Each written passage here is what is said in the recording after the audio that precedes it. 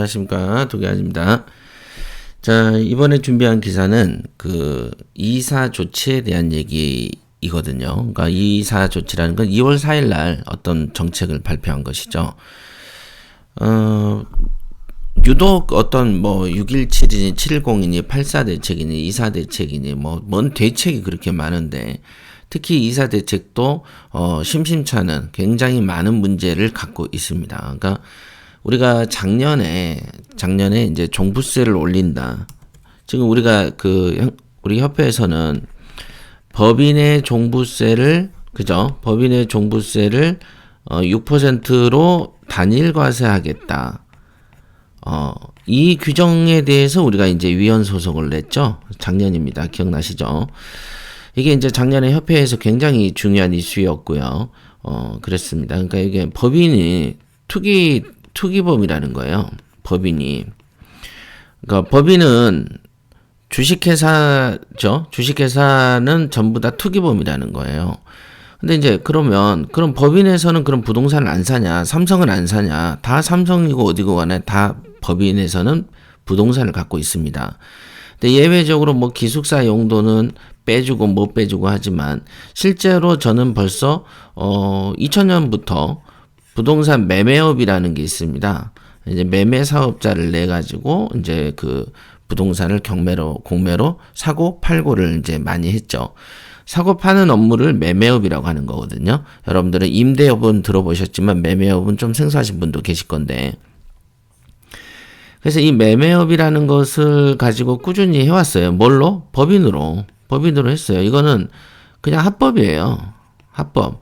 그러나 지금 현재 이 문정권 들어와가지고는 법인은 투기범이다. 이렇게 이제 이상한 잣대를 댄 거죠. 그러니까 어떤 합리적인 이유는 없습니다. 그냥 자기들 생각에 그러면 그런 거죠. 예. 자, 이런 걸 이제 우리가 흔히 말할 때 이제 독재라고 하죠. 지 맘대로 생각하는 거. 이걸 인치라고 하죠. 이제 법치에서 우리나라 법 어디에 법인이 부동산을 사고 팔면 투기다라고 적혀 있는 법조항이 있습니까? 그런 거 없거든요. 왜? 제가 20몇 년 동안 부동산 매매업을 해왔기 때문이죠. 그래서 이제 법으로 통치하는 걸 법치라고 하는 것인데 이상한 어떤 상황이 지금 한 몇 년째 지속되고 있습니다. 그런데 그때 종부세가 6% 단일과세 얘기가 나왔을 때 정말 벙칠 노릇이죠. 6% 단일과세는 우리나라 개인이 살 때는 거의 158억 이상을 부동산을 주택으로 가지고 있을 때 내는 그 세금인데 그냥 법인은 빌라 한 채만 갖고 있어도 좀 프로를 내라는 거예요. 이거는 조세 부담 능력, 담세 능력이라고도 표현하는데 이거 헌법 정신에 위배되는 그냥 어떤 이제 부동산을 사는 거를 범죄시 해버렸기 때문에 나타나는 조항이죠. 자, 요거는 분명히 위헌이 맞습니다. 이거는 있을 수 없는 일이죠. 우리 종부세에 관한 판결들을 읽어보면은 위헌 여부를 판단하는 여러 가지 요소들이 있는데 그 요소들이 잘 설명이 되어 있어요. 그 헌재 판결에. 근데 지금 이 얘기를 왜 갑자기 했냐면 여기에서의 문제는 6% 단일과세도 문제지만 그 다음 문제는 뭐냐면 소구표가 문제가 되는 것이죠. 예를 들면 딱 저 같은 경우가 10년 전, 15년 전에 가지고 있는 주택인데 어느 날 갑자기 10년 이후에, 15년 이후에 법을 만들어서 다 이거를 투기라고 판단하면서 투기가 무슨 10년씩 보유를 합니까? 투기가. 그리고 투기는 불법이라고 해서 이렇게 과세를 때리려는 어떤 법이 없어요. 없어요. 그런 게. 그냥 10년 전에 샀는데 갑자기 소급해서 야, 너한테는 6% 내. 이렇게 하는 이 행위가 이걸 법을 무시하는 독재적 발상이라는 거죠. 근데 이 얘기가 처음 나왔을 때 국가가 조용했어요. 국민들이 이런 사실을 아는데 너무 오랜 시간이 걸리는 것 같아요. 우리가 이제 들으면 바로 뭐야 이렇게 화가 나는데 일반인들은 그렇지 않은 것 같아요. 특히나 이번에 이제 금년도에 6월 1일에 이제 그 재산세 기간 종부세 부과 시점이 이제 오면은요. 서울 부분에서 시작해서 종부세에 대해서 내는 사람들이 4% 6%씩 된다고 하는데 이분들이 엄청난 조세 저항이 날 겁니다. 엄청날 거예요. 이제서 이런 일이 생긴 거죠. 저희가 갖고 있는 이제 방배동에 있는 주택도 하나 있는데 그것도 재산세가 작년하고 금년하고, 아니, 재작년하고 작년이죠. 재작년하고 작년이 2배나 올랐어요. 뭐, 평균으로 뭐 몇 프로 올랐네 하는 건 그거는 그냥 평균이죠. 예를 들면은, 전교 1등하고 전교 꼴찌 300명을 모아서 평균 점수를 내는 거는 의미가 없는 거예요. 어찌됐든 많이 내는 사람들은 2배가 내나요. 200%도 넘게 낸단 말입니다. 근데 뭐 평균을 내면은 어떻게 되는 거예요, 이걸. 나는 이미 200%를 냈는데 평균적으로는 15% 올라서 20% 올랐으니까, 왜 시골에도 논밭 있으니까. 평균적으로 20 올랐으면 부담이 적은 건가요? 나는 200% 냈으면 내가 낸 200%가 더 중요한 것이지? 그죠? 그러니까 이런 식의 얘기를 할 때 평균 얘기를 해버리면 안 되죠. 네. 그래서 이미 많이 올라 있습니다. 예, 이미 엄청. 자, 이 소급표의 문제점에 대해서 얘기했고, 그 다음에 그게 시간이 지나야지 국민들이 알아채더라라는 얘기도 했습니다. 그러니까 지금 이사 조치도 2월 4일 날 있었던 조치니까 사실상 일반인들이 이거를 체감할 때까지는 내년이 될지 내후년이 될지는 모르지만 분명한 것은 엄청난 악법이라는 것이죠. 예, 그 이유에 대해서 한번 읽어보겠습니다. 이 기사를. 입주권이 평생 없다고 공공개발의 빌라촌 주민에 확산되고 있다. 2월 이사 대책의 법안 강행 논란, 문제됐던 빌라가 현금 청산 조항, 재개발 관련 도정법에도 담아 2월 5일 이후에 신규 매입 계약은 입주권을 안 준다라고 법으로 막았습니다. 그러니까 2021년 2월 4일 이후에 신규 매입하면 신규 매입 빌라는 어떻게 된다? 입주권을 안 준다. 그러니까 예를 들면 어떤 그 지역이 있어요. 공공개발이 있어요. 근데 문제는 얘네들이 진짜 멍청한 놈들인 게 뭐냐면, 보세요. 이게 요 자리가 공공개발하는 거야. 앞으로 2월 4일 이후부터는 입주권 안 줄 거야. 그러면 나름 설득력이 있잖아요. 근데 안 그래. 그냥 내가 우연히 빌라를 하나 샀어요. 오래 살려고. 그래서 한 5년 살았어. 그랬는데 내가 이 집에서 5년 살았는데 갑자기 공공개발로 탁 묶은 다음에 2월 4일 날부터는 안 준다 했잖아. 그러면서 안 준다는 거예요. 지금 이걸 법이라고 만들어 놓는 놈들이 지금 현재 있는 민주당 애들입니다. 이게 말이 됩니까? 내가 어느 지역에 빌라를 주고 샀어. 빌라를 딱 한 채 사서 여기서 이제 잘 살고 거주하면서 평온하게 잘 살고 있다가, 그죠? 그런데 나중에 공공개발로 묶더니 거기에서 사는 사람들을 2021년 2월 4일 이후에 샀지? 아파트 안 줘, 나가. 그럼 이 사람들은 그 돈으로 강제 수용당해서 헐값으로 다른 지역으로 쫓겨나는 일이 생기는 거예요. 그러니까 벙칠 노릇인 거죠. 그러니까 자기가 사는 장소가 공공개발로 낙인 찍힐지 말지를 불안하면서 살아야 되는 이 세상에 있는 거예요, 지금. 그럼 이게 설마 그러겠냐라고 생각하시죠? 아니에요. 이렇게 해왔어, 지금까지. 얘네가. 왜냐면 보세요. 저도 남양주에 빌라가 있습니다. 지금 아파트 얘기가 나온 지가 꽤 됐어요. 그랬는데 작년에 갑자기 남양주를 탁 묶었어요. 조정지역으로. 그러더니 여기가 법인 소유거든요. 그런데 이것도 사놓은 게 한 10년 된 거야. 10년 된 법인인데 갑자기 조정지역으로 탁 묶더니 뭐라고 됐어요? 법인의 종부세를 때리겠다는 거예요. 6%로. 벙칠 노릇이죠. 뭐 1억짜리면 600만 원 내라 이거예요. 종부세 600 내려면은 그 아파트로 보면은 20억이 넘어요. 20억 가까이 돼야 내요. 근데 빌라 지하에 있는 걸 이렇게 내라는 거예요. 언제? 갑자기 묶더니.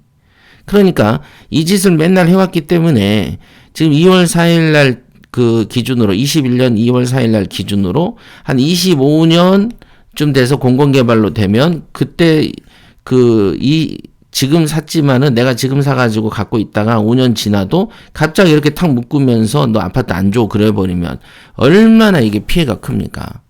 이거는 악법 중에 악법이죠. 근데 얘네가 미련해서 잘 몰라요. 이런 말을 잘 모릅니다. 얘네는. 자, 빨리 읽어 가겠습니다.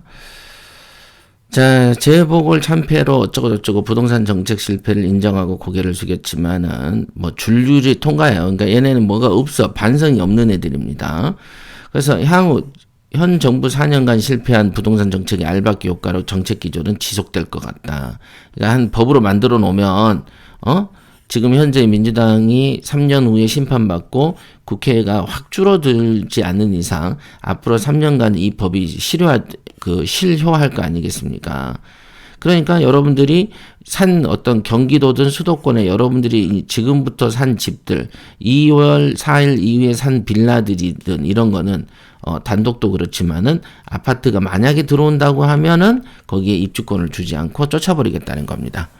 매우 진짜 일종의 그 과거에 60년대, 70년대에 개발을 강제 개발하면서 강제 수용을 했고, 이 수용하면서 헐값으로 수용을 해가지고 쫓아내던 그때, 그러니까 한 70년대, 60년대에 이 상황이 그대로 지금 재현되고 있는 겁니다.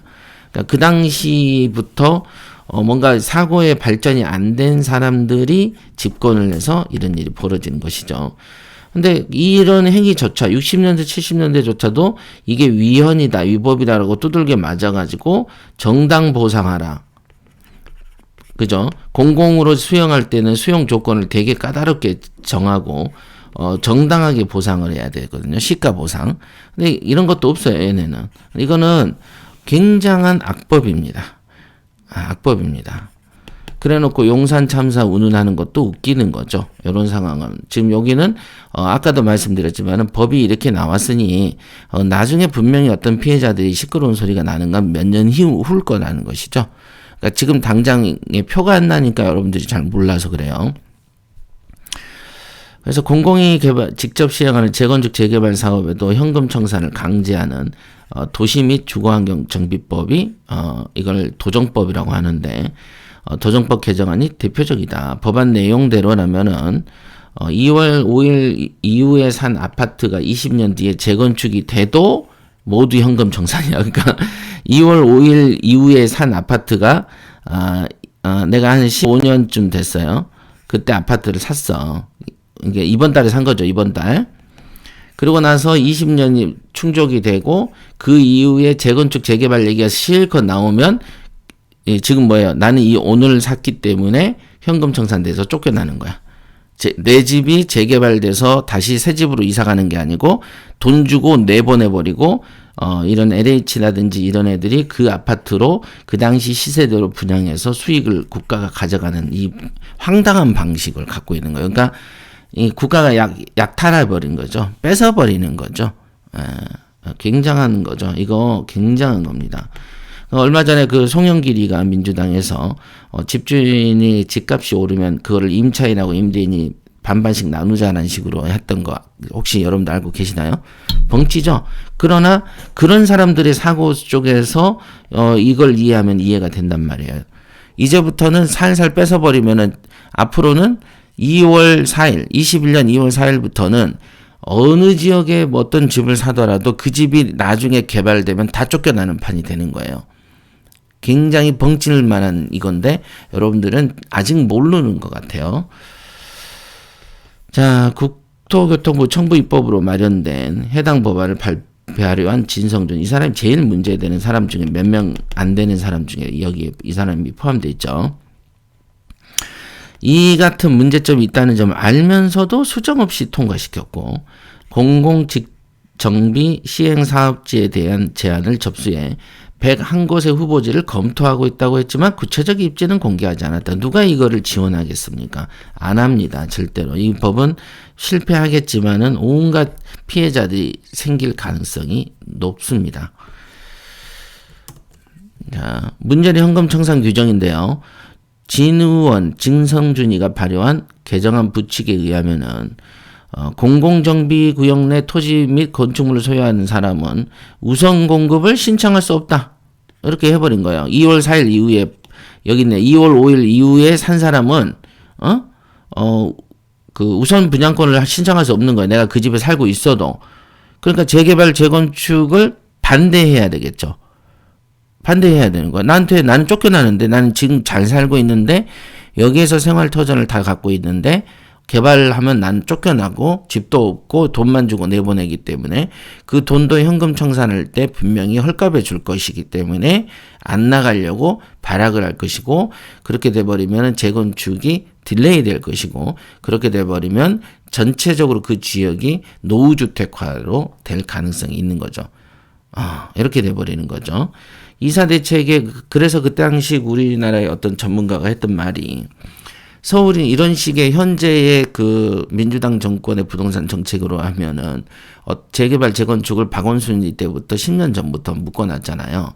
그러면 도심이 슬럼화가 된다는 거예요. 전체적으로 주거 환경이 망가진대요. 이거는 전쟁이 터진 속도보다 빠르게 노후화되고 망해간다라고 어떤 도시개발 전문가가 했던 말이 생각이 납니다. 전쟁 난 것보다 더 빠르게 노후화된다고 그러더라고요. 왜냐하면 도심이 계속 노후화되면 계속 재건축도 해줘야 되고 이래야지 이제 그 국가적인 세계적인 도시가 되잖아요. 우리가 북한처럼 살아버릴 거가 아니라면은 어찌됐든 해외에서 외국인들이 여행도 오고 그런 곳에 살고 싶다면은 이렇게 지속적으로 개발을 해줘야 되는 것이거든요. 그래서 어쩌고저쩌고 개정도정법에 따르면 20년 뒤에 공공이 직접 정비 사업을 추진해도 21년 2월 5일 이후에 해당 사업지에 매수한 주택은 무조건 돈 주고 내보내는 거예요. 그래서 이런 문제 제기가 빗발쳤지만 입법안의 보완 조치가 전혀 당기지 않는 거죠. 이거는 최근에 이제 민주당 애들이 뭐 서울시 선거를 지고 나서 뭐 반성한다 어쩌고저쩌고 하잖아요. 절대 믿으면 안 됩니다. 자, 법안을 발의한 진의원은 기간 한시가 없다 보니 문제가 될 수도 있다는 점을 알고 있었대, 지가. 법률안 심사 과정에서 협의하자는 쪽으로 협의를 하자는 쪽으로 결론 내고 그냥 지나갔다 이거예요. 이런 식으로 뚝딱뚝딱 해서 피해자를 양산시키라고 국가가 월급 주진 않죠. 일을 해도 이런 직원들은 우리 회사에 오면 바로 한 달 안에 잘립니다. 자, 국회 별도 의사결정을 통해 뭐 어쩌고저쩌고 이렇게 돼 있네요. 자, 요런, 그러니까 간단해요. 지금 말한 이 한 두 줄 정도가 이 법이 얼마나 악법인지를 쉽게 알 수 있는 거죠. 여러분들 꼭 알으셔야 돼요. 자산을 다 넘겼다가 LH 등 공기업의 소유주들의 이해관계와 전혀 다른 사업을 진행하면 낭패를 볼 수 있다는 지적이 되고요. 어쩌고저쩌고 하는데, 이미 LH라는 조직이 위에서부터 아래까지 다 썩은 거라는 것은 온 천하가 다 알고 있지 않습니까? 이미 썩어버렸기 때문에 이거는 버려야 되는데 얘네한테 고난을 더 줬어요. 맞죠? 고난을 더 줘버렸어. 그러면 이건 최악의 악법이다. 요거는 아마도 이제 각계 부동산 전문가들이 다 알고 있을 거기 때문에 어떤 나중에 국회의원의 수가 바뀌면 그때 이거는 폐기 처분될 1순위 법이 될 가능성이 농후하다라고 예측을 해드릴 수 있겠습니다. 자, 여기까지 하겠습니다.